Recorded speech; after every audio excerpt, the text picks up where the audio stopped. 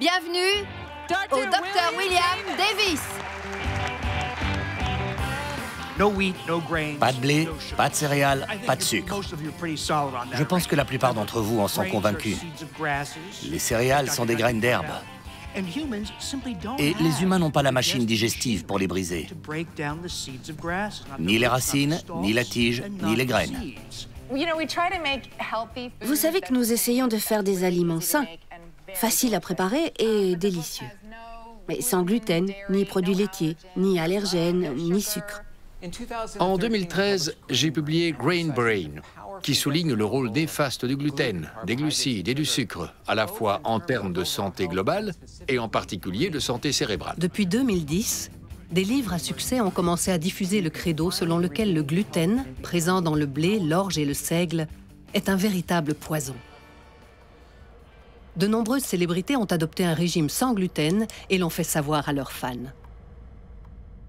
On dirait que vous êtes devenu un peu un militant. Ouais. Tout le monde. S'il vous plaît, pensez à faire un test d'intolérance alimentaire. Le gluten est bon, mais peut-être pas bon pour vous. La réaction ne tarda pas à arriver. Selon des statistiques récentes, jusqu'à 25% des adultes américains évitent le gluten dans leur alimentation. En Europe, de 8 à 15% de la population fait de même.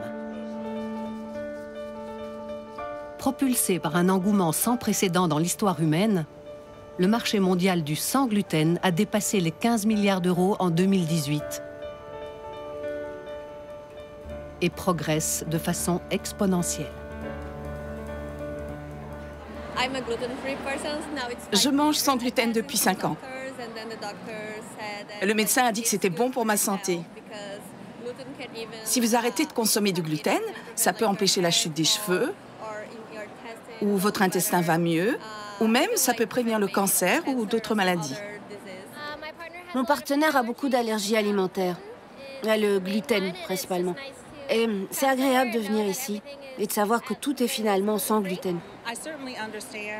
Je comprends que c'est moins toxique pour votre digestion et que c'est nécessaire pour vous, pour les enfants et les jeunes enfants. J'ai l'impression d'avoir plus d'énergie avec le sans gluten. C'est un changement complet dans le régime alimentaire que j'ai choisi de faire. La mouvance du sans gluten est devenue une tendance, une sorte de mode ces dernières années. On parle beaucoup de cette sensibilité au gluten, mais un business qui se chiffre en milliards, basé sur cette prétendue maladie, doit être évalué de manière très critique.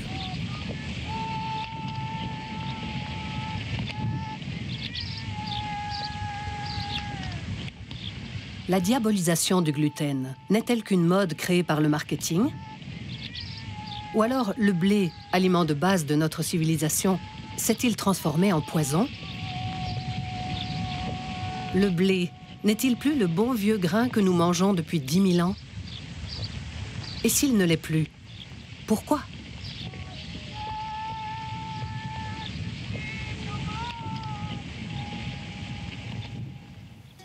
Depuis des temps immémoriaux, le blé fait partie des aliments de base de l'humanité. Il est le fondement même des premières civilisations. Mais de nos jours, pour un nombre croissant de personnes, il semble être devenu toxique. Jusqu'à 2,5% de la population mondiale souffre de la maladie cœliaque, une maladie très grave. Pour eux, le gluten, provenant de céréales aussi communes que le blé, l'orge et le seigle, mais aussi l'épeautre et le kamut, peut être mortel. De plus, une multitude croissante de personnes non cœliaques essaient activement d'éviter le gluten dans l'alimentation. Ils déplorent un éventail incroyable de symptômes, des problèmes gastro-intestinaux à la fatigue, du brouillard cérébral aux douleurs articulaires, ou pire. Entre les personnes allergiques au blé, la maladie cœliaque et la sensibilité au gluten, une épidémie mondiale silencieuse est en cours. En réalité, ce qui provoque ce tsunami soudain de cas de sensibilité à ces céréales reste inconnu. Comment se fait-il que tout d'un coup, tant d'individus ne puissent plus tolérer les grains hautement nutritifs du blé? des changements récents dans nos habitudes alimentaires ou notre mode de vie auraient-ils déclenché l'épidémie? Le gluten n'est pas présent en tant que tel dans les céréales. Il s'agit de l'un des premiers produits transformés de l'humanité, car il se forme en mélangeant de la farine avec de l'eau. En réalité, il n'y a pas de gluten à l'intérieur de la graine. Il existe deux classes de protéines appelées gliadine et gluténine. Les gluténines sont des bâtonnets, les gliadines sont des boules. Dès que j'ajoute de l'eau à la farine et que je commence à pétrir, donc de l'eau et de la force mécanique, que se passe-t-il? Les bâtons collent aux boules et vice-versa, comme une sorte de jeu, comme s'ils étaient magnétisés. C'est alors que se crée cette structure de protéines que l'on appelle le gluten. Le gluten est un magicien. Il est capable de piéger le dioxyde de carbone généré par la fermentation, ce qui ajoute du volume et de la légèreté au pain.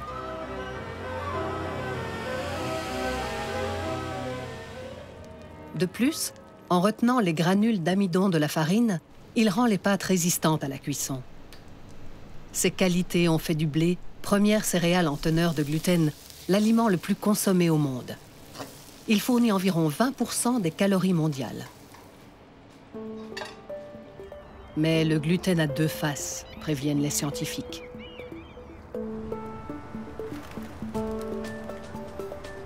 Alessio Fasano est un gastro-entérologue du Massachusetts General Hospital et l'un des plus grands experts mondiaux de la maladie cœliaque. Le gluten est une protéine d'origine alimentaire. Il doit donc être digéré, comme nous le faisons avec toutes les autres protéines, pour utiliser ses sources nutritionnelles. Mais ce n'est malheureusement pas le cas. Nous sommes capables de le faire avec tout ce que nous mangeons, sauf avec une protéine, le gluten.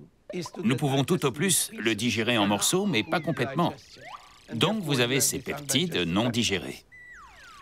Cependant, la conséquence de l'ingestion de gluten pour les personnes en bonne santé est juste un ralentissement de la digestion. La maladie cœliaque a été observée pour la première fois au IIe siècle après Jésus-Christ. Mais c'est seulement dans les années 60 que le gluten a été identifié comme coupable. Pour les cœliaques, une seule miette de pain peut déclencher une réaction immunitaire capable d'endommager les surfaces délicates de l'intestin grêle. Ici, nous avons des villosités intestinales parfaitement normales, avec ces merveilleuses ramifications, capables d'hydrolyser la plupart des aliments que nous ingérons sans donner de réaction particulière. Voyons maintenant les différents degrés de dommages intestinaux induits par la présence de gluten chez un sujet cœliaque. Ce signe d'infiltration est déjà le signal que le gluten a été reconnu et commence à provoquer une inflammation dans la région de l'épithélium intestinal. Si l'inflammation progresse, les villosités intestinales se réduisent jusqu'à disparaître. Les cœliaques deviennent alors incapables d'assimiler les nutriments.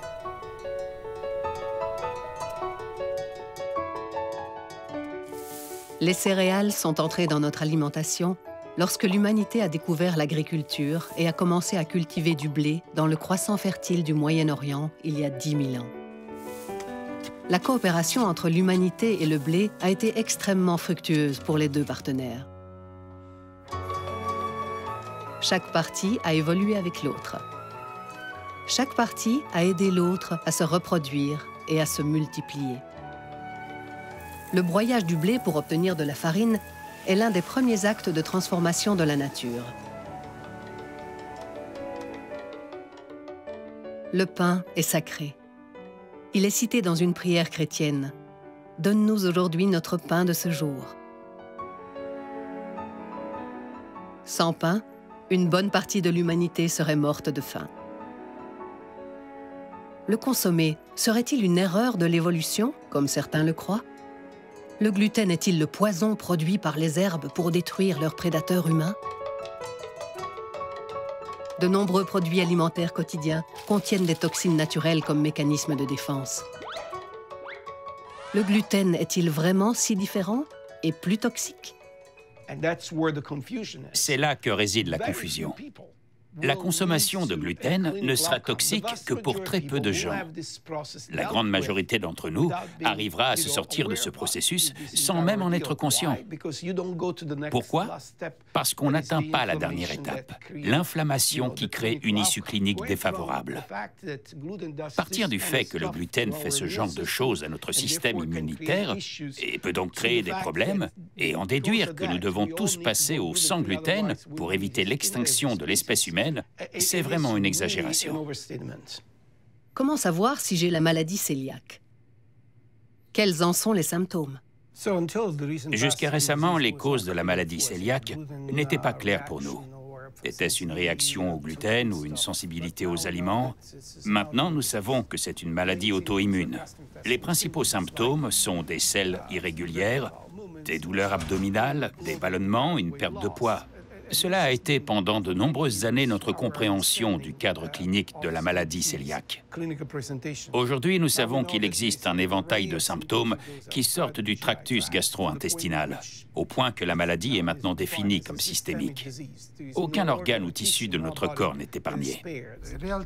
En fait, nous savons que plus de 200 symptômes et problèmes cliniques peuvent être associés à la maladie, dont une cinquantaine sont assez fréquents.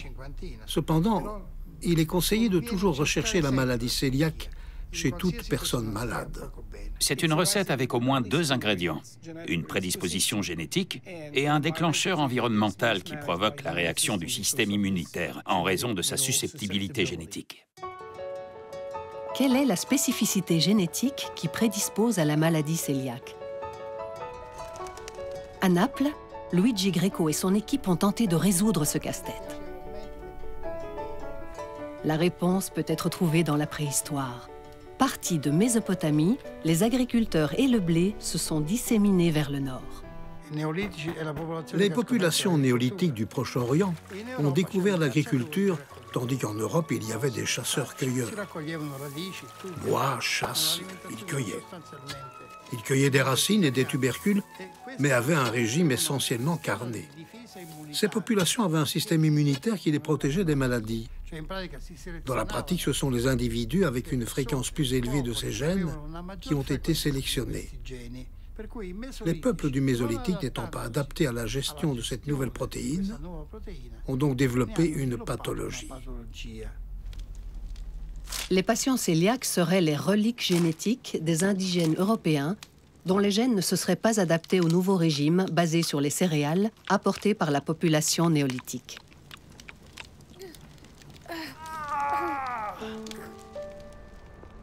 Mais le nombre de personnes atteintes de la maladie cœliaque est aujourd'hui 4 fois plus élevé que dans les années 50.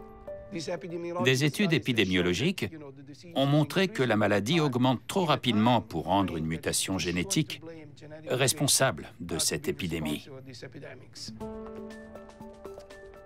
Puisque les gènes seuls ne peuvent pas avoir provoqué cette augmentation,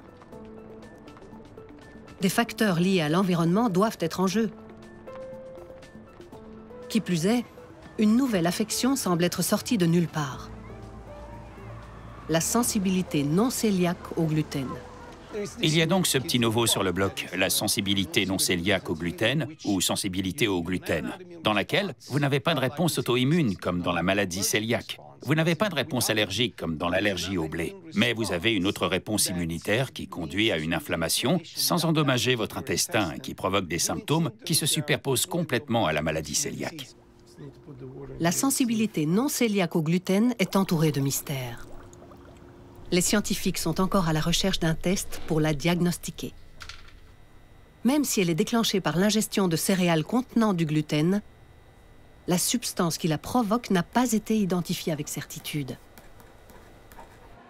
Pourtant, un sondage récent de l'Université de Sheffield a révélé que sur un échantillon de 1000 personnes, celles qui se déclarent sensibles au gluten ont augmenté de plus de 250% en 3 ans.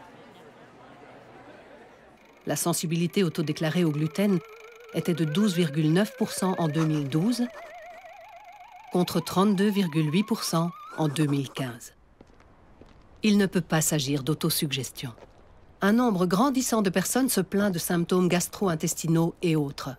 Ces problèmes disparaissent quand elles ne mangent pas de gluten et réapparaissent quand elles en consomment. Les gènes n'ont pas d'incidence sur cette question. Il doit forcément s'agir d'un déclencheur lié à l'environnement. Pourtant, le gluten n'est pas une nouveauté dans l'alimentation humaine. Est-ce la quantité de gluten dans le blé qui a augmenté dans la période où le nombre d'intolérants a explosé?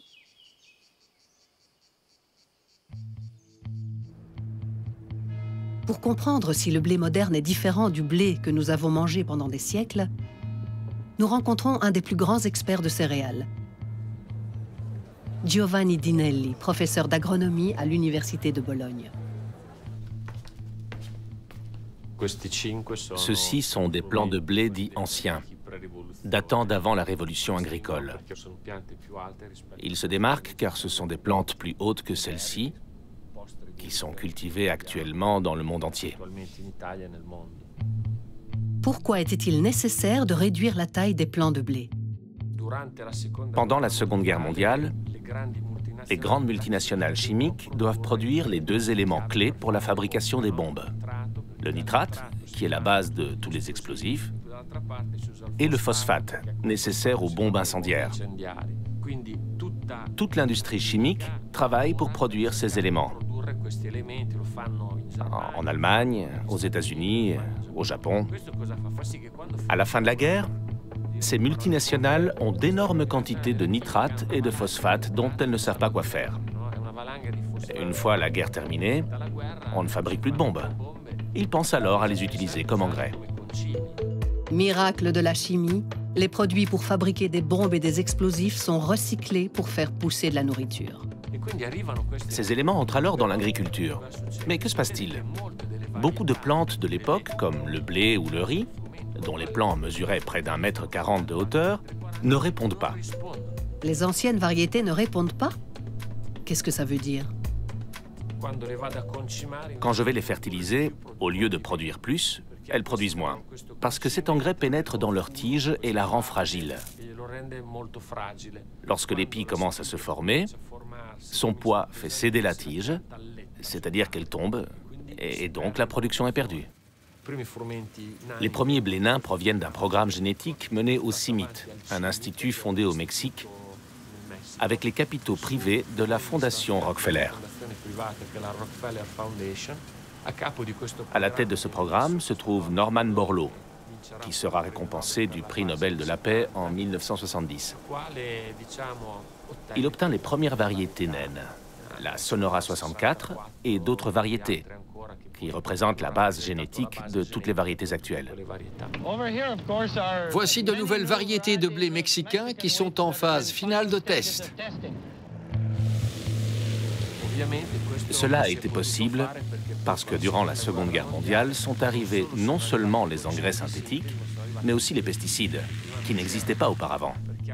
Car évidemment, une variété naine n'est pas très compétitive contre les mauvaises herbes. Et donc, en plus de lui donner de l'engrais, il faut aussi utiliser un herbicide pour lutter contre les mauvaises herbes. La Révolution verte inaugure l'industrialisation de l'agriculture. Pour la première fois, des machines et des produits chimiques sont utilisés pour faire pousser nos aliments. Une nouvelle variété naine de blé sort d'un laboratoire de recherche. Mais la quantité de gluten a-t-elle augmenté dans les nouvelles variétés? Ici, le pourcentage de gluten total est d'environ 30%. Là, il varie de 15 à 25%. Les anciennes variétés contiennent donc plus de gluten. Mais sa qualité est différente. Contrairement à ce qu'on répète souvent, la quantité de gluten dans le blé moderne a chuté. Mais une autre qualité du blé a bien été renforcée. Imaginez le gluten comme un élastique. Le travail que je dois faire pour qu'il casse indique la force du gluten. Nous utilisons un paramètre appelé W, qui exprime en joules la force que je dois utiliser pour casser cette structure élastique. Les variétés anciennes de blé ont une ténacité qui varie entre 30 et 60 joules. La ténacité du gluten dans les variétés modernes varie entre 150 et 350 joules. La différence est évidente si nous essayons de percer une pâte faite avec de la farine de blé moderne ou une pâte à base de farine d'un blé ancien. Qu'est-ce que ça veut dire? Cela signifie que le travail que je dois faire pour briser ce gluten-là est environ 5 à 7 fois plus important que le travail que je dois faire pour briser ce gluten-ci. Et il en est de même pour nos enzymes? Oui, c'est probablement le cas. Dans les études que nous menons, nous essayons de déterminer quel gluten est le mieux adapté pour avoir le moins d'impact sur nos intestins. Si la ténacité du gluten pose un défi à notre organisme, pourquoi ces variétés ont-elles été sélectionnées? Andrea Ferrara est un producteur de pâtes sicilien. Il fait partie d'une nouvelle mouvance d'artisans qui utilisent des variétés locales anciennes de blé pour fabriquer les pâtes. Sa réponse est très directe. Le blé moderne a un gluten plus tenace. Il est plus demandé par l'industrie car il facilite la transformation, raccourcit les temps de traitement et par conséquent fait gagner plus d'argent. La révolution verte visait à résoudre la faim dans le monde sans trop se soucier des effets sur les organismes. Pourtant, l'augmentation de la ténacité du gluten ne suffit pas à expliquer les intolérances.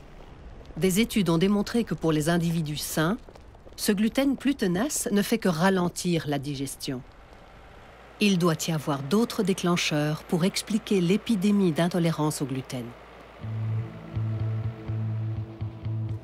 Serait-il possible que le déclencheur de la maladie, chez une personne qui a une prédisposition, soit la quantité totale de gluten qu'elle absorbe au cours de sa vie? Nous savons que la quantité de gluten dans le blé n'a pas augmenté. Mais mangeons-nous plus de pain, de pâtes ou de pizza qu'auparavant? Selon une étude du ministère de l'Agriculture des États-Unis, la quantité totale de gluten que nous consommons de toutes sources serait en fait moindre. Et pourtant, le pain que nous mangeons n'est plus le même que celui de nos ancêtres. Dans ce pain-là, les micro-organismes du levain prédigéraient en partie le gluten. Aujourd'hui, des boulangers sont en train de se tourner vers le passé. Typiquement, la durée de fermentation d'une pâte à pain aujourd'hui en France, c'est 2 heures. Ici, c'est 2 jours. 2 jours, pas 2 heures, 2 jours. Quand vous faites fermenter cette pâte 2 jours, le temps, la fermentation décompose la molécule de gluten en microparticules, rend le pain totalement digeste, même aux gens qui ont des intolérances. La grande majorité des personnes sensibles au gluten auraient un avantage certain à manger des produits fermentés longtemps avec du levain, c'est-à-dire avec des levures traditionnelles. Non seulement le gluten n'est plus prédigéré par la fermentation, mais il est aussi ajouté à de nombreux produits de boulangerie industrielle. Depuis 1977, son utilisation comme additif pour les produits de four a triplé aux États-Unis. Si on mange beaucoup de pain industriel, on consomme plus de gluten qu'on ne le croit. Mais il y a pire. Une étude a dévoilé que près de 30% des produits alimentaires de supermarchés contiennent du blé ou du gluten. Le blé est devenu un ingrédient omniprésent dans les produits transformés, même là où on s'y attend le moins.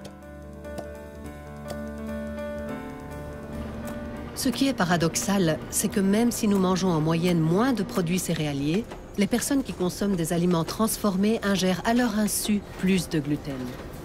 Plusieurs éléments suggèrent qu'il faut se tourner du côté des processus industriels pour comprendre cette épidémie d'intolérance. Des données récentes diffusées par des associations renforcent ce soupçon et suggèrent une piste de recherche bien plus alarmante. On s'entend? Notre santé? On s'entend? Notre santé? Génération Future est une association basée à Paris qui mène des campagnes d'information sur les risques liés à la pollution chimique dans les aliments et dans l'environnement. Il y a des biens publics dans ce monde. Tout n'est pas marchandise, tout n'est pas finance. L'eau, c'est un bien public. L'alimentation, c'est un bien public. Nous avons rencontré son directeur dans les locaux de l'association.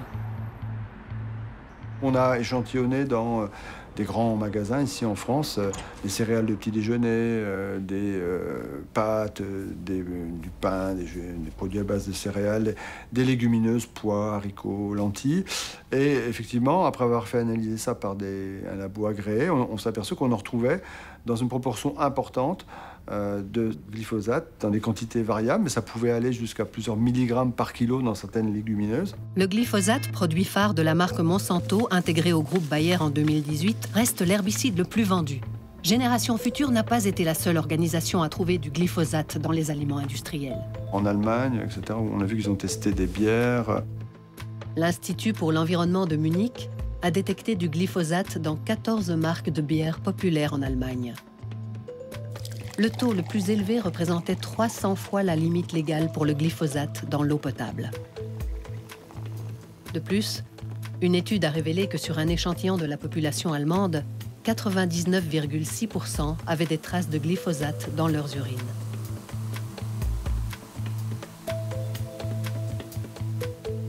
Il y a une partie importante de la population qui est exposée à ces produits, ce qui finalement n'est pas une surprise puisque le glyphosate est la matière active de pesticides la plus utilisée au monde et en Europe également.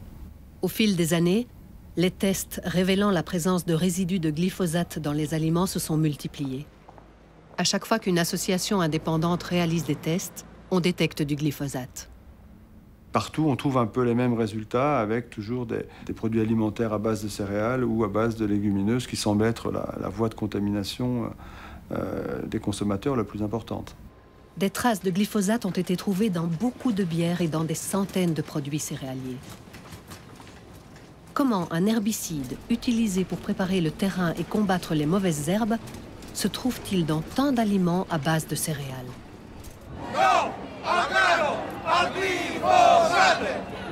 Granosalus, une association de protection des consommateurs qui regroupe aussi des petits agriculteurs du sud de l'Italie, a étudié les résidus chimiques des marques de pâtes les plus courantes.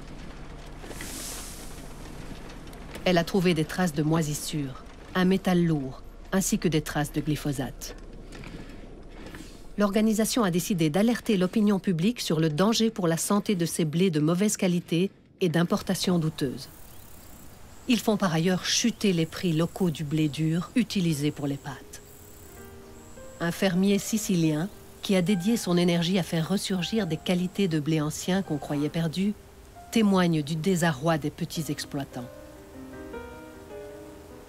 En Sicile, en l'espace de 100 ans, nous avons perdu 1 million d'hectares de capacité de production. Tout est abandonné. Plus personne ne reste à la campagne. C'est le temps de la moisson en Sicile. Près de la côte, 2 cargos étrangers entrent dans un port sicilien. Un agriculteur filme leur arrivée. Ils sont chargés de blé dur pour la fabrication de pâtes. Le blé bon marché importé au moment de la récolte fera baisser les prix localement. Une très faible valeur est accordée à la matière première. Qu'il s'agisse de fruits, de blé ou d'animaux, tout ne dépasse jamais 15 ou 30 cents au kilo. Il y a des zones de production où l'on produit à moindre coût, où il n'y a pas de règles sur l'utilisation des herbicides. Il est évident qu'ils peuvent proposer des produits moins chers. Le blé sur les cargos est contaminé par le glyphosate, accusent les agriculteurs locaux, qui réclament des contrôles plus stricts. Mélangé avec du blé local, cependant, ce blé peut être utilisé pour faire des pâtes portant le label « Made in Italy ». L'Italie est le premier pays producteur de pâtes au monde. Il est donc clair qu'il y a un intérêt derrière cela. Mais notre production nationale de blé dur est insuffisante. Donc chaque année, nous devons importer de 30 à 35% de nos besoins en blé dur. La production de blé dur s'est toujours très bien adaptée à l'environnement méditerranéen dans son ensemble. C'est une plante qui a besoin de chaleur. Le blé dur est traditionnellement cultivé dans des climats chauds. Mais récemment, les choses ont changé. Des pays froids en sont devenus les plus gros producteurs.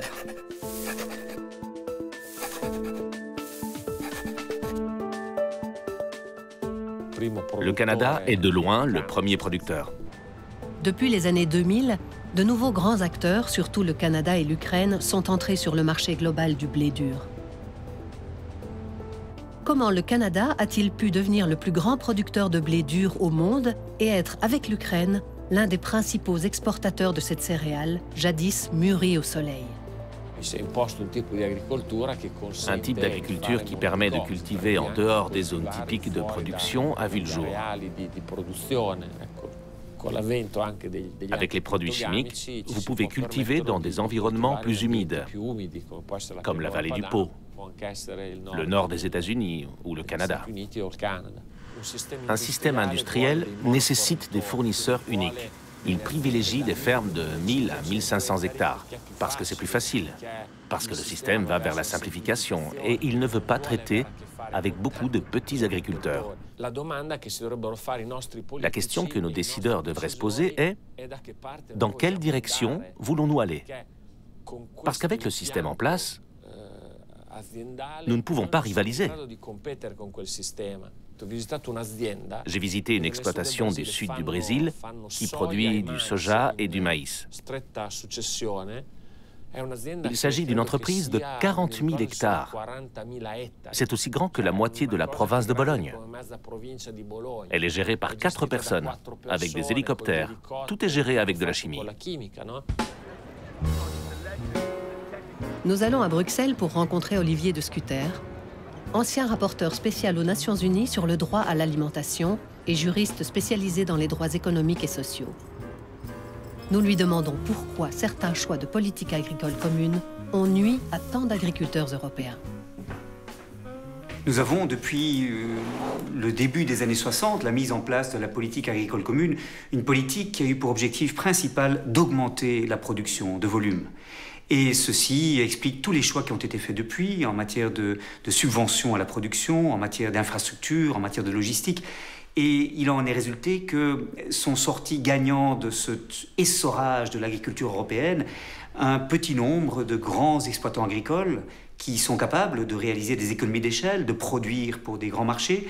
Et dans l'intervalle, beaucoup de petites exploitations ont disparu. Et donc il y a une véritable crise dans le monde agricole, avec les petites exploitations agricoles qui ne sont pas compétitives et qui disparaissent à très grand rythme.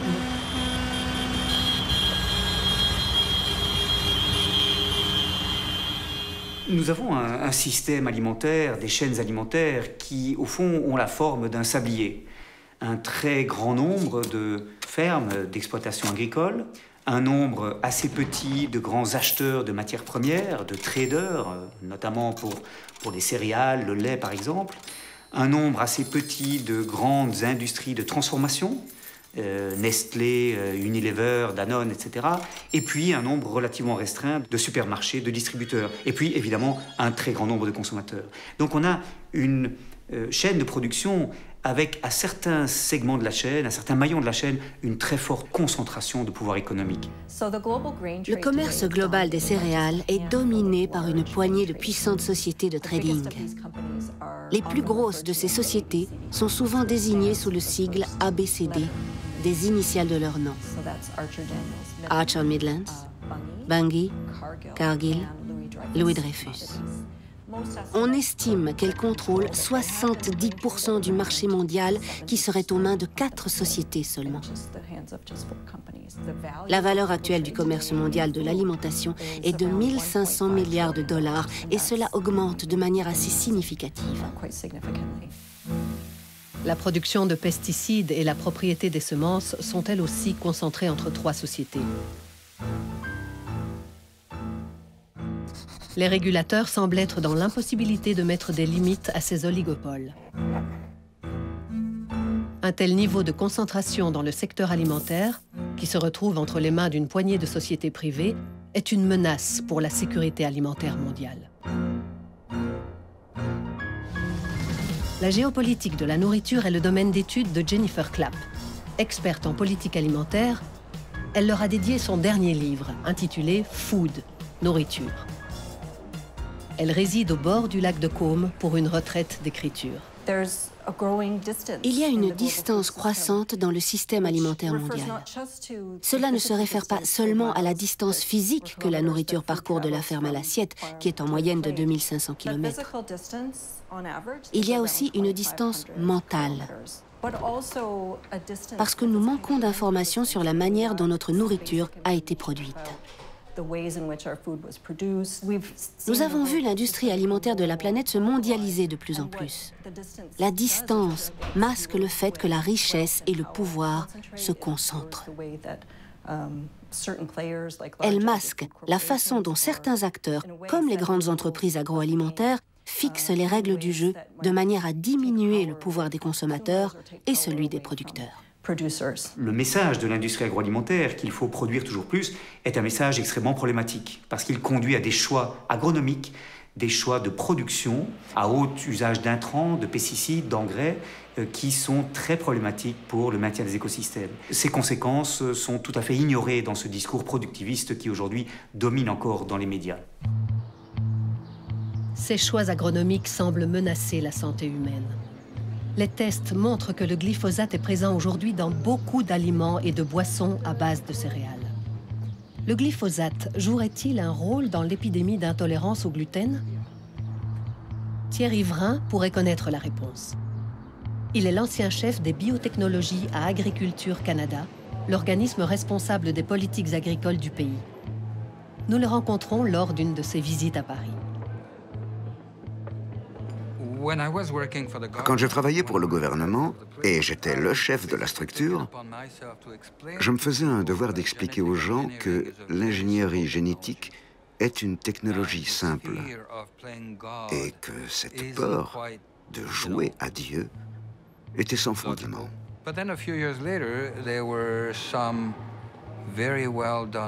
Puis des études bien faites ont démontré que des rats nourris aux OGM tombaient malades. Et là, je me suis dit, comment est-ce possible? Cette découverte a été le début de la conversion de Thierry Vrain à l'agriculture verte. Il est aujourd'hui l'un des plus réputés lanceurs d'alerte sur les dangers de l'agriculture industrielle, dont il connaît tous les revers. Certains agriculteurs, d'abord en Écosse et au Canada, ont entendu dire qu'on pouvait pulvériser de l'herbicide sur des cultures pas encore mûres. Si vous avez 1000 acres de blé et que l'automne arrive, votre récolte ne mûrira pas.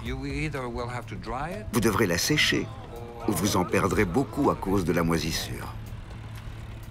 Et comme le glyphosate est censé n'avoir aucune toxicité, il ne devrait pas y avoir de problème à le vaporiser sur les cultures destinées à l'alimentation. Les cultures sont pulvérisées avec l'herbicide juste avant la moisson afin de les sécher. Cette pratique assez récente de pulvériser les épis presque mûrs est appelée maturation chimique ou dessiccation. Alarmé par les résultats des études indépendantes publiées partout dans le monde sur le glyphosate, Vrain a commencé à en étudier de près le fonctionnement. En 1974, l'herbicide a été créé et diffusé sous le nom de Roundup. Ce fut un succès instantané.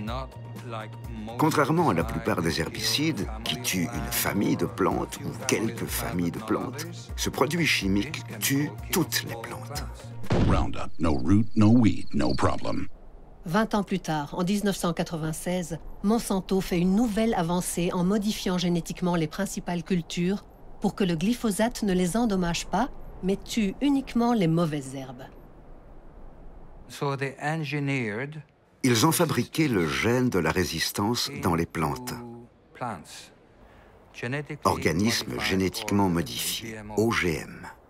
Toutes les principales cultures ont été manipulées pour être résistantes à l'herbicide. Au début, lorsque le glyphosate était utilisé comme herbicide, il y avait une certaine contamination que l'on pourrait qualifier de mineure.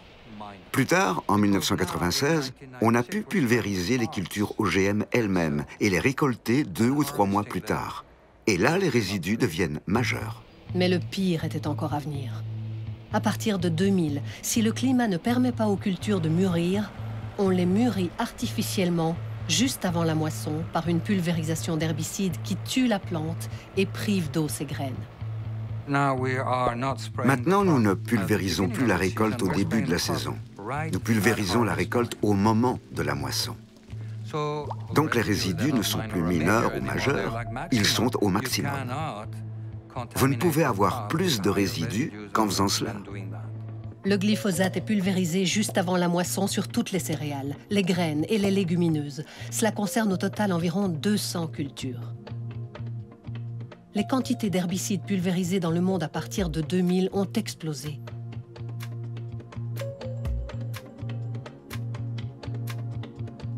La dessiccation a donc servi à implanter des cultures dans des climats froids, comme le blé dur utilisé pour les pâtes. En Italie, ce type de traitement avec le glyphosate sur le blé n'est pas autorisé, car il se fait lorsque l'épi est déjà formé. Il est clair qu'une partie du produit se fixe directement à l'intérieur des noyaux, c'est-à-dire des graines. Ce n'est donc pas permis. Par contre, aux États-Unis et au Canada, ce sont des pratiques acceptées. Pourtant, dans aucun pays, les consommateurs ne sont à l'abri de produits contenant des céréales d'importation, provenant de pays où la dessiccation est pratique courante. Selon un document de Monsanto, la dessiccation en Europe n'est pas autorisée dans les pays où le soleil mûrit les cultures, ni en Suisse, en Finlande et en Wallonie. Plus récemment, le Danemark l'a interdite à moins de 30 jours de la récolte, une mesure assez dérisoire. Pire encore, la France interdit officiellement la dessiccation. Mais les agriculteurs peuvent pulvériser leurs champs avec du glyphosate jusqu'à 8 jours avant la moisson, sous prétexte de combattre les mauvaises herbes. L'Allemagne se limite à déconseiller la dessiccation. Partout, les données sur cette pratique scandaleuse sont opaques, comme si c'était l'intérêt de beaucoup de monde qu'elle ne soit pas révélée au grand jour. Le glyphosate est commercialisé par plus de 40 marques aujourd'hui. Et 300 formulations différentes sont disponibles sur le marché européen.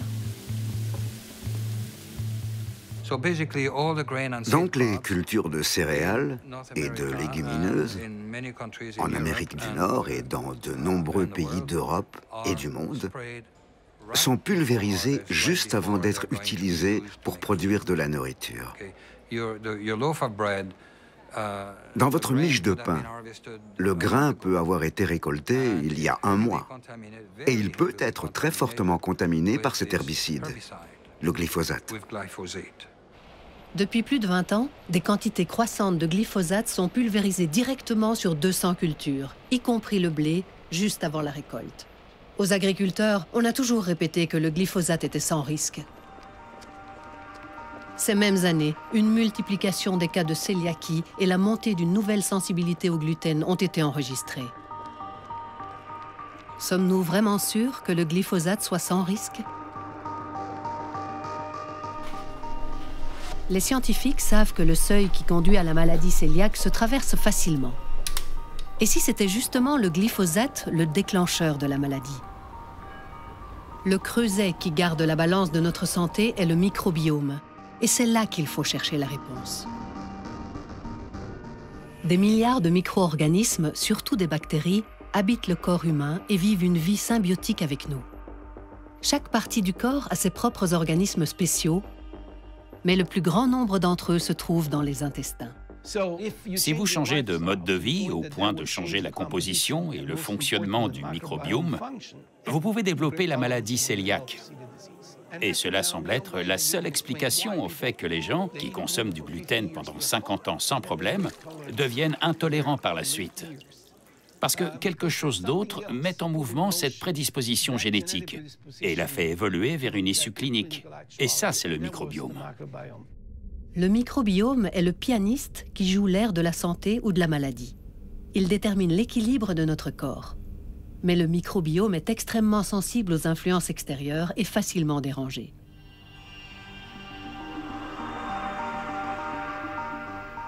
Nous sommes en train d'altérer notre environnement Par rapport à ce qui était le plan initial d'évolution, si nous revenons à l'idée que nous faisons partie d'un cycle de vie, ce qu'il y a dans le sol, dans l'eau, dans l'air, nous affecte en tant qu'êtres humains et affecte aussi notre microbiome. Sommes-nous surpris de ces épidémies? Je serais surpris davantage si elles n'étaient pas là. Le glyphosate endommage votre microbiome. Votre microbiome est un super organe dont nous commençons à comprendre l'importance pour le corps humain.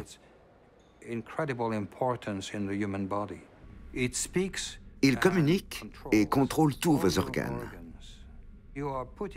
Si vous mettez dans votre nourriture une molécule d'antibiotique, cela endommage le microbiome et sa diversité. C'est une immense communauté avec des milliers d'espèces qui vivent ensemble dans notre intestin. Le glyphosate est un antibiotique à large spectre. Quel est l'effet d'un régime antibiotique pris tous les jours à faible dose, et cela dès la naissance? Et voici cette nourriture contaminée partout. C'est ce que vous mangez. Et la diversité de votre microbiome s'en trouve réduite et réduite, jusqu'à ce qu'un jour, l'un de vos organes ne fonctionne plus comme il le devrait. Et vous avez une maladie chronique.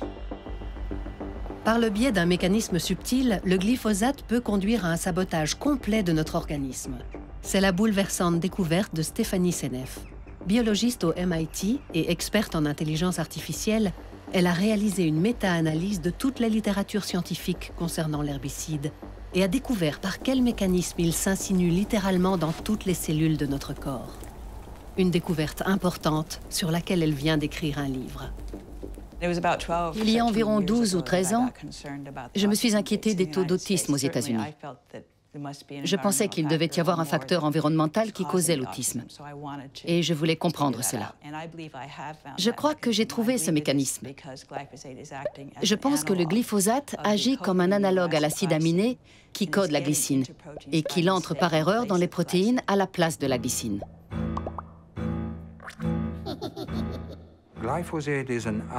Le glyphosate est un analogue à l'acide aminé. C'est de la glycine avec une petite queue, N-phosphonométhylglycine. Et la machinerie biochimique de la cellule, où les protéines sont fabriquées, ne semble pas faire la différence entre un acide aminé et l'analogue d'acide aminé. De sorte que l'analogue d'acide aminé est incorporé dans les protéines au moment de leur fabrication dans les cellules. Il s'agit d'un mécanisme de toxicité vraiment insidieux et dangereux. Le glyphosate s'accumule dans vos protéines, dans tout votre corps, causant des perturbations. De nombreux problèmes surviennent dans ces protéines lorsque vous remplacez la glycine par du glyphosate. En remplaçant la glycine dans les protéines, le glyphosate peut mener à l'empoisonnement de l'organisme entier. Cela a forcément des conséquences néfastes. Le professeur Seneff a retrouvé une correspondance presque parfaite entre usage du glyphosate et augmentation de la maladie cœliaque. Mais les conséquences pour notre santé ne se limitent pas à cela. Une collègue, Nancy Swanson, a examiné les statistiques de la hausse de certaines maladies et les a comparées à l'utilisation du glyphosate sur les cultures aux États-Unis. Elle a trouvé des corrélations remarquables avec une énorme liste de maladies. Corrélation n'est pas causalité, mais si ce n'est pas le glyphosate, alors qu'est-ce ? Il est choquant de voir une si parfaite correspondance entre la fréquence de ces maladies chroniques et l'augmentation des quantités de glyphosate utilisées. Mais est-ce que les régulateurs se sont alarmés des résultats de ces études? Bien au contraire. Au cours des 20 dernières années, les régulateurs américains ont énormément augmenté les niveaux maximaux de résidus de glyphosate autorisés dans les denrées alimentaires. En Europe, depuis qu'une réglementation commune a été mise en place en 2008, les résidus de glyphosate autorisés dans les céréales, en particulier dans l'orge et le blé, sont de 100 à 200 fois supérieurs aux résidus tolérés dans les légumes. Cependant, ce paradis pour les lobbies de l'agrobusiness commence à se fissurer en 2015, quand le cirque, Centre international de recherche sur le cancer, classifie le glyphosate comme probable cancérigène pour l'homme. La réglementation applicable en Europe aujourd'hui, c'est qu'un pesticide qui est un cancérigène probable sur l'humain doit être interdit indépendamment de la dose à laquelle on l'utilise, point barre. Avec une réglementation comme ça, si l'évaluation du cirque passe, le glyphosate en Europe, c'est terminé. Quelques mois plus tard, on a l'EFSA, l'Agence européenne de sécurité des aliments, qui aboutit à la conclusion inverse, que le glyphosate ne cause probablement pas le cancer chez les humains. Comment les études des autres agences, soit en Europe, soit aux États-Unis, ont-elles pu aboutir à des résultats opposés à celles de l'étude du cirque? Corporate Europe Observatory, le chien de garde des lobbies basés à Bruxelles, et Génération Future à Paris, ont tenté de comprendre pourquoi. En Europe, l'évaluation d'un produit réglementé, comme le glyphosate, elle est d'abord faite par l'industriel qui le fabrique lui-même. À la différence du cirque, qui a pris en compte toute la littérature scientifique publiée, les agences européennes d'évaluation des risques ont fondé leurs décisions principalement sur des études qui ont été financées ou produites directement par l'industrie. Et les industries qui ont investi beaucoup d'argent sur une substance veulent forcément en obtenir un profit. Alors là, c'est frappant. Selon que vous regardez l'évaluation de la littérature faite par le cirque, on penche très nettement pour un oui. Le glyphosate, même tout seul, est génotoxique, altère l'ADN, etc. Selon que vous regardez les données industrielles, c'est le résultat inverse, c'est non. Étant couvertes par le secret industriel, seules quelques études de l'industrie sont publiées dans des revues scientifiques. Elles ne sont donc pas validées par la communauté scientifique. De plus, contrairement aux études du cirque, les autres études sont à court terme. Elles ne considèrent donc pas les accumulations dans les organismes et se penchent sur le glyphosate seul, pas à ce qui est réellement pulvérisé dans les champs, à savoir des ensembles de composants tout aussi mortifères qui s'ajoutent au glyphosate.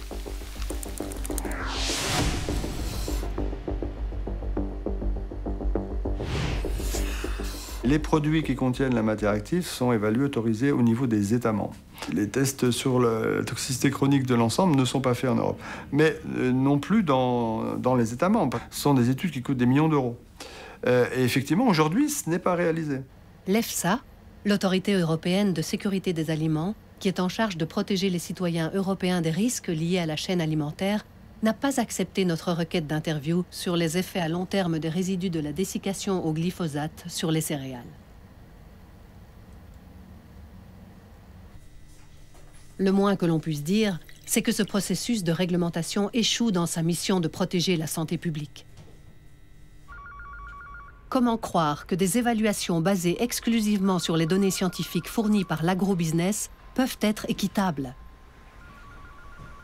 Pourquoi des décisions aussi importantes pour la santé de tous ne sont pas soumises au contrôle de scientifiques vraiment indépendants?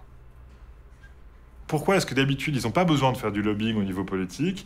C'est parce que le système réglementaire lui-même, en général, produit des décisions dans leur intérêt. Pourquoi? Parce qu'il est basé sur leurs propres données, parce qu'il est basé parfois sur leurs propres experts, et parce qu'il est aussi basé sur des protocoles qu'ils ont eux-mêmes influencés.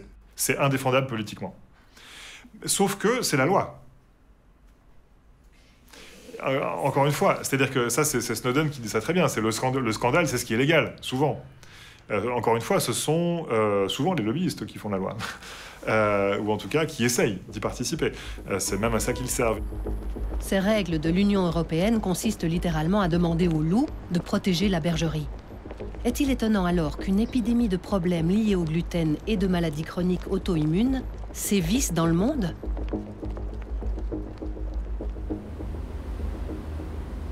Pourquoi les autorités semblent-elles impuissantes à protéger la santé publique? Nous allons à Paris pour poser cette question à l'économiste Jacques Sapir, expert des accords de libre-échange. La raison se trouve dans l'ensemble des normes qui régissent l'Organisation mondiale du commerce, un organisme dont les réglementations sont au-dessus des lois étatiques et de l'Union européenne elle-même. Admettons qu'un État décide de monter des réglementations de protection de la population, par exemple en pénalisant les producteurs de cigarettes ou en pénalisant les producteurs d'hydrocarbures, ou en mettant des normes, etc. Une société internationale, une société multinationale pourrait attaquer à ce moment-là le gouvernement en disant j'ai fait des investissements dans un certain cadre réglementaire, vous changez le cadre réglementaire, donc vous me faites perdre de l'argent, donc je vous attaque. Donc on voit là, il y a un danger extrêmement évident en matière de libre choix souverain d'instaurer de nouvelles normes sanitaires qui évidemment ne plaisent pas aux sociétés multinationales pour qui évidemment seul compte le profit. Mais les décisions de l'OMC doivent être prises à l'unanimité, ce qui conduit vite à la paralysie. En réalité, l'OMC est paralysé depuis maintenant, grosso modo, une dizaine d'années, ce qui a suscité de nouveaux accords, et des accords qui sont plutôt des accords de zone géographique, qui visent logiquement à remplacer l'OMC. Le CETA, l'accord de libre-échange entre l'Union européenne et le Canada, est l'un de ces nouveaux traités. Notre demande d'interview étant refusée par l'équipe du néo-commissaire européen à l'agriculture, nous décidons de chercher des informations sur le site web officiel. It is the most modern and advanced trade agreement ever made, actually. And it opens up fantastic possibilities for entrepreneurs and companies and consumers in Europe, but also in Canada. And it strengthens, of course, the very tight friendship and alliance we have with our Canadian friends.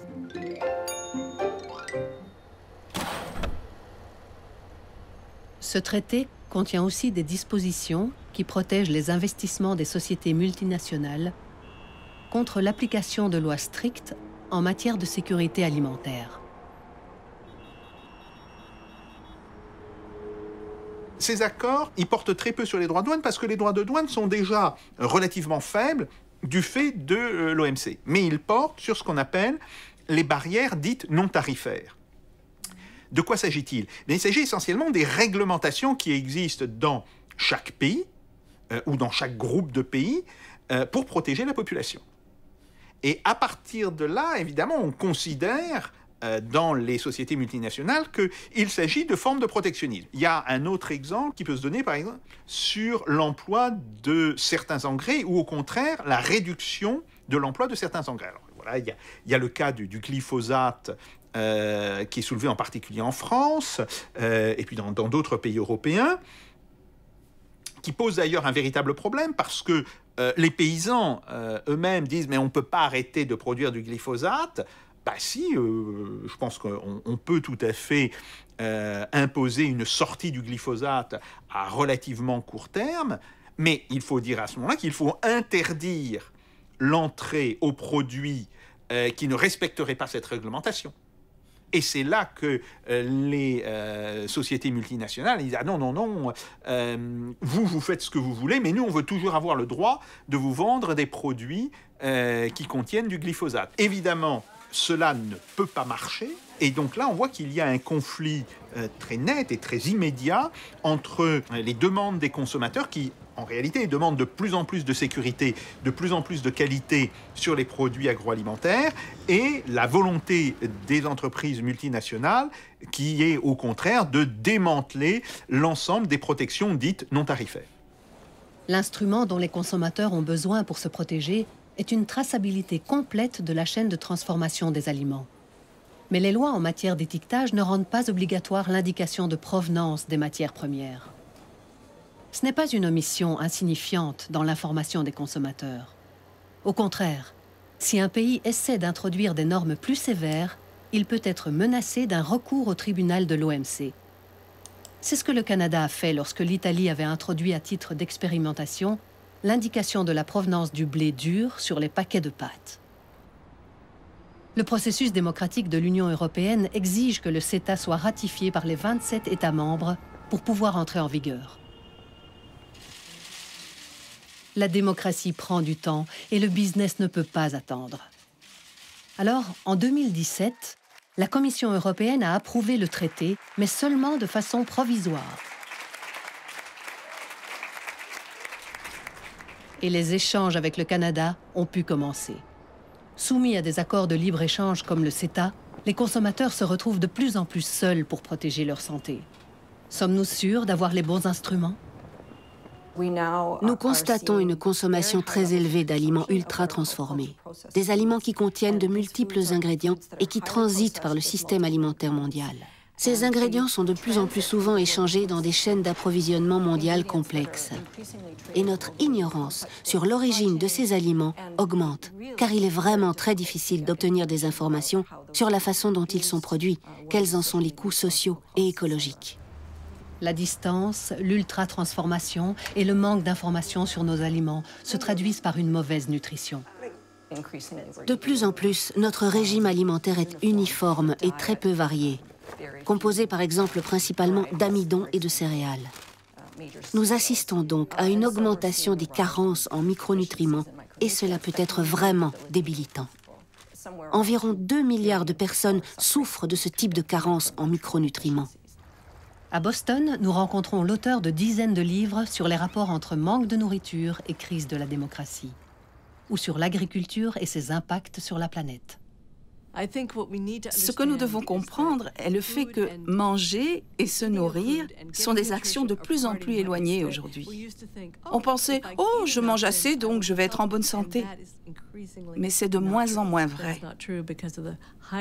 Car la nourriture transformée contient de plus en plus d'ingrédients qui ne sont pas bons pour nous. C'est ce qui est tragique. Le glyphosate pourrait être une des causes du manque de micronutriments dans les aliments. Le glyphosate est très efficace pour se lier aux métaux, en particulier au zinc, au fer, au manganèse, au magnésium et au cobalt.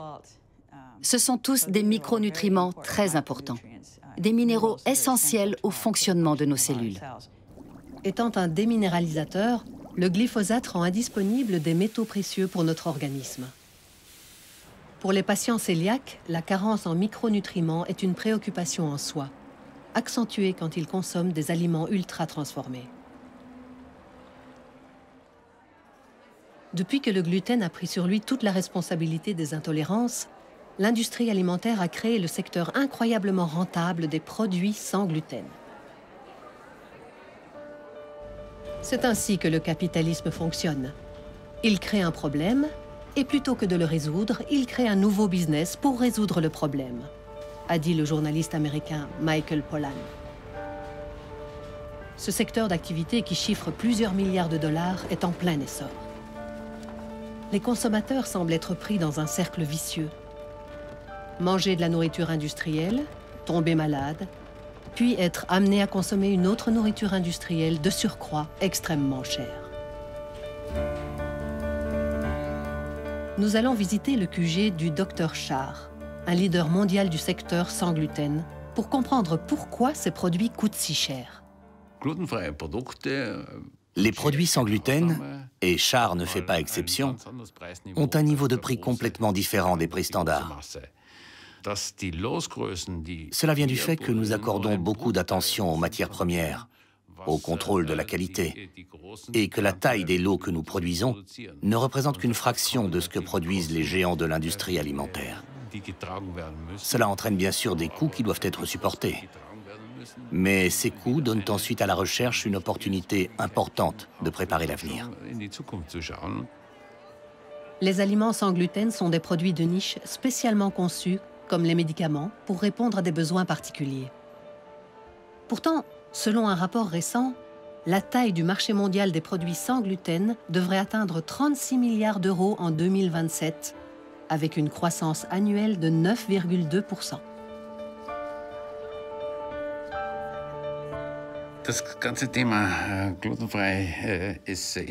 La mouvance du sans gluten est devenue une tendance, une sorte de mode ces dernières années.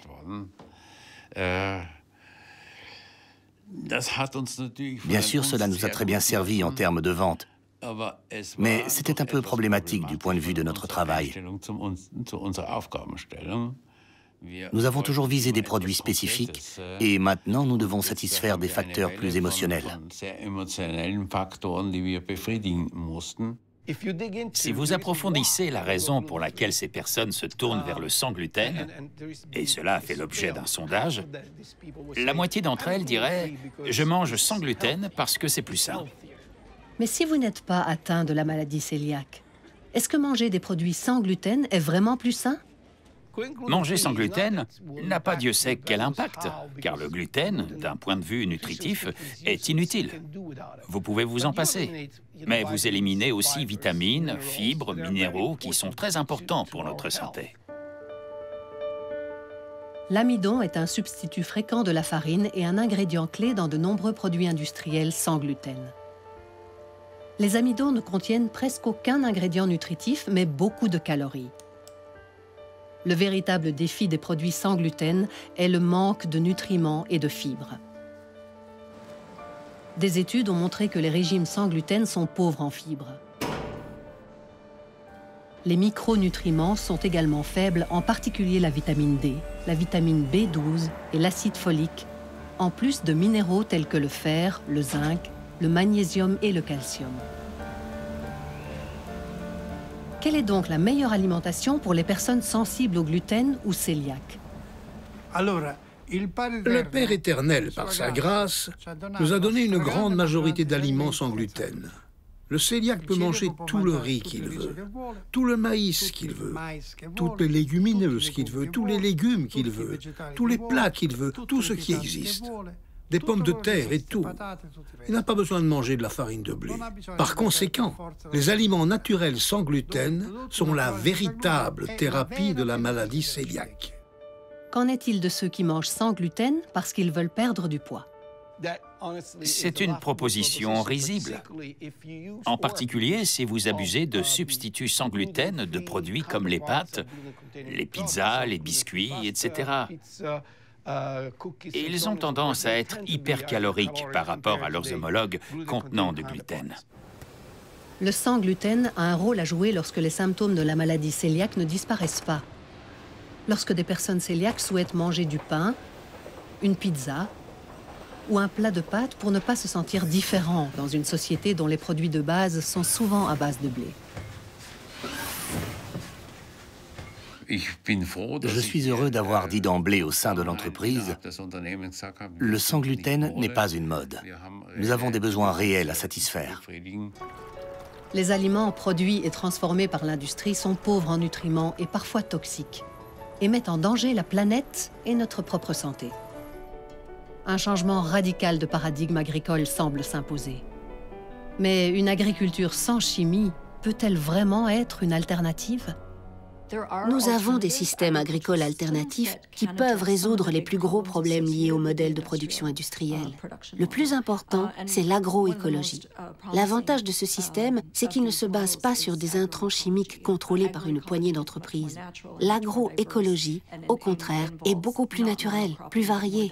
Elle n'est pas basée sur une monoculture, mais sur une production beaucoup plus diverse, qui non seulement préserve la diversité nutritionnelle, mais aussi celle des paysages. Et cela est aussi important pour la préservation de la biodiversité de la faune. L'agriculture biologique peut-elle nourrir la planète? Je dis oui, je suis sûr qu'elle peut le faire. Mais beaucoup de choses doivent changer. Le système de production doit être changé, toute la filière doit être modifiée. Nous devons exiger une modification des systèmes alimentaires. Des rendements moins élevés, mais une valeur nutritive plus élevée. Lee Rossi et l'association qu'il dirige, Simenza, ont fait revivre des variétés anciennes de blé sicilien. Des études sont en train de prouver que ces variétés anciennes, cultivées sans herbicides, ont un impact bénéfique sur la digestion, même chez les sujets plus sensibles. Depuis une quinzaine d'années, nous avons repris la culture de ces variétés et créé la notion d'agriculteur semencier, qui soigne une variété ancienne et la réintroduit. On rédige un cahier des charges pour la cultiver dans d'autres fermes et ensuite pour la transformer en farine, puis en pain, pâtes, biscuits. Tout un système d'entreprises se crée autour de ces blés anciens. Et une nouvelle économie est en train de s'inventer. En Wallonie aussi, la dessiccation est interdite. Une organisation indépendante diffuse des informations et des modèles de travail alternatifs pour l'agriculture, créant de nouvelles relations. Nature et Progrès développe ici en Wallonie une campagne Wallonie sans pesticides. Les pesticides, c'est vraiment le passé. On doit aller vers le zéro pesticide. Donc en agriculture biologique, on travaille plus avec la nature, avec les animaux, avec les végétaux, que contre en fait. Marc nous emmène visiter une ferme qui cultive des céréales biologiques. Elle est le premier maillon d'une filière locale allant de la production d'orge biologique à la consommation de bière. Voilà, ici on peut voir qu'en agriculture biologique, on doit quand même être sérieusement équipé. L'agriculture bio a besoin de modernité. On est sur des grandes parcelles, on veut nourrir beaucoup de monde. Alors ça c'est une hersétrie, c'est une machine qui nous permet de désherber les champs, donc de lutter contre les mauvaises herbes dans les champs. C'est un peu notre herbicide, qui est le pesticide qui permet de lutter contre les mauvaises herbes dans les champs. Pas besoin d'engrais chimiques. Donc sur ce champ, pour le moment, on est en train de cultiver un interculture, un engrais vert. Il faut savoir qu'avant de nourrir les hommes, pour bien nourrir les hommes, on doit bien nourrir notre sol. Pas de dessiccation sur leur récolte d'orge. Ils allient de bonnes pratiques agronomiques à une aide mécanique.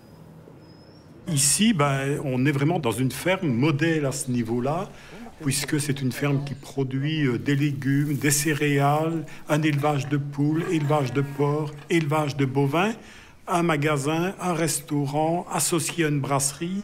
C'est-à-dire que tous les produits sont transformés et vendus directement aux consommateurs. Parce que pour Nature et Progrès, l'aliment doit rester un lien entre deux personnes, le producteur et le consommateur. Ce que nous voyons, ce sont toutes les étapes de la fabrication de la bière biologique, de la macération de l'orge et du blé au liquide doré. Pour nous, ça n'a pas de sens que les matières premières fassent d'aussi grands déplacements, donc parcourent des milliers de kilomètres pour arriver ici, alors qu'on peut très bien les produire ici. Historiquement, on produisait de l'orge brassicole en Belgique, on produisait du houblon, on est vraiment au bon endroit pour ça, donc nous on pense que c'est important de favoriser le retour de ces cultures et de la production de ce type de matières premières ici. Ça, c'est notre vocation. Près de Bologne, Poder et Santa Croce couvrent tout le processus du champ à l'assiette, avec des méthodes de culture durables qui offrent des produits au goût et aux qualités nutritives irréprochables. Il y a 20 ans, je suis passé de l'agriculture conventionnelle à l'agriculture bio, à cause d'un événement. Ma fille, qui a 20 ans aujourd'hui, était petite et jouait dans le jardin. J'étais sur mon tracteur en train de pulvériser de l'herbicide sur mon champ et je l'avais en ligne de mire. Ça m'a bouleversé. J'étais en train d'empoisonner la génération future. Puis j'ai transformé la ferme en un organisme vivant, en un cycle fermé multifonctionnel. Le tout centré sur le restaurant et les chambres d'hôtes. J'accueille des gens le week-end et 70% des produits proviennent de ma ferme. Andrea collabore avec l'Université de Bologne. Les agriculteurs se sont associés dans cette entreprise collective appelée Virgo. Virgo produit ce blé particulier qui est né d'une série de croisements avec des variétés anciennes. Nous avons donc créé une nouvelle variété de blé. Les agriculteurs décident également du prix de vente dans un esprit de fraternité et non de concurrence. Ensuite, ils produisent de la farine. Ils viennent moudre leurs grains ici, chez Andrea. Le problème, c'est que l'agroécologie n'a pas le soutien économique dont bénéficie le système agricole dominant. Et comme elle n'est pas profitable aux multinationales, elle aura très peu d'appui. L'enjeu essentiel aujourd'hui, c'est de réformer la politique agricole commune de manière à ce que les subventions qui vont aux agriculteurs, aux agricultrices, et c'est un montant très considérable, 58 milliards d'euros par an, soient réorientées vers des pratiques agroécologiques qui créent de l'emploi dans l'agriculture et qui soient beaucoup plus soutenables, durables, permettant aux sols de maintenir leur santé et permettant une alimentation plus équilibrée pour la population européenne. Une nourriture saine pourrait-elle enrayer l'augmentation d'intolérance au gluten? Si ce sont nos bons microbes qui maintiennent l'équilibre de notre santé, que pouvons-nous faire pour les garder en bon état? Vous mangez 3 ou 4 fois par jour. Et c'est de loin l'élément le plus impactant qui peut changer la composition et la fonction de nos microbes. Ils mangent ce que nous mangeons. Si nous voulons retracer l'évolution, que mangions-nous dans le passé? Beaucoup de fruits et de légumes. Pourquoi? Parce qu'ils ne courent pas. Vous les cueillez simplement. Très peu de viande, parce que vous devez l'attraper, et c'est de la viande maigre. Un peu de poisson, de l'huile d'olive. Je décris en fait le régime méditerranéen. Et est-ce que nous mangeons de cette façon? Non, certainement pas. Alors, la première chose, c'est on achète en matière première. Dans 99,9% des cas, ce sont des produits issus de l'agriculture biologique. Pourquoi? Parce que pour que les produits aient du goût, il ne faut pas qu'il y ait de compromis sur le mode de culture, d'élevage. Donc, braves gens qui continuent à manger du pain et des croissants, arrêtez de manger n'importe où et n'importe comment. Vérifiez ce qu'il y a dans vos assiettes. En l'occurrence, pour tout ce qui touche à la farine, si ce n'est pas bio, vous n'y touchez pas. Vous n'y touchez même pas. Comme le dit l'adage, les aliments peuvent se transformer en médicaments. Les aliments qui contiennent du gluten ne sont pas du poison. S'ils le sont devenus, c'est en raison de l'industrialisation de l'agriculture et de l'influence des grands groupes sur les régulateurs. Mais le travail de sensibilisation des associations est en train de porter ses fruits. Des multinationales du secteur alimentaire ont récemment annoncé qu'elles ne vont plus acheter de céréales soumises à dessiccation. Et à partir de 2022, les données que l'EFSA reçoit des industries seront publiées. Et malheureusement, on n'a pas réussi à obtenir que ce soit par exemple des scientifiques indépendants qui fassent les études. On n'a pas réussi à faire en sorte que ce soit l'EFSA qui en commande la production et l'interprétation, par exemple, ce qu'on aurait largement préféré. Voilà. Bon. En tout cas, mais sur la question de la transparence des données, on a gagné ça. Bon, c'est très important, ça ne suffit pas. En parallèle, des millions de fermiers et d'artisans sont en train d'unir leurs forces pour créer des filières alimentaires courtes qui produisent de la nourriture locale plus saine. Des marchés de produits locaux apparaissent un peu partout. Certes, la malbouffe est bon marché, mais au prix de répercussions toxiques sur l'environnement et notre santé. Notre pouvoir réside dans notre capacité de choisir. Plus nous achetons d'aliments sains, plus nous participons à construire le monde que nous voulons.